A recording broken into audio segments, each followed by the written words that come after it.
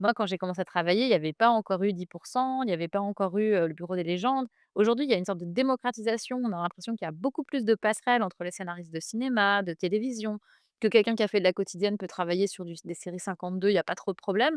Mais à l'époque, c'était pas du tout le cas et à l'époque, quand on travaillait sur de l'anime, on travaillait que sur de l'anime.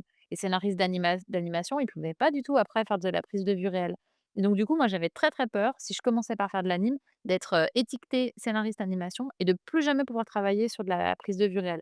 Donc en fait, j'ai attendu d'avoir vraiment bien installé mon petit bonhomme de chemin en série, en prise de vue réelle et effectivement, c'est ce pourquoi aujourd'hui on m'appelle le plus de la série et ce pourquoi je suis le plus identifiée.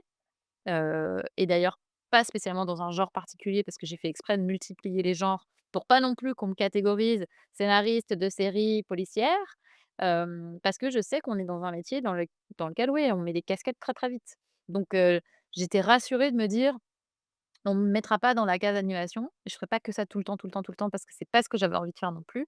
Par contre, l'idée de travailler sur des films pour les enfants, je trouve ça, hyper excitant et je trouve par ailleurs qu'on ne parle jamais des scénarios de films d'animation qui sont, à mon sens, sans doute les mieux écrits, puisque pour moi, il y a pas grand chose de mieux à l'écriture que, un Totoro ou un Toy Story, ou un Disney et qu'il y a une exigence, en fait, dans la forme, de l'écriture qui est, à mon avis, 1000 fois supérieure à celle qu'on demande à la plupart des longs métrages. Scriptology.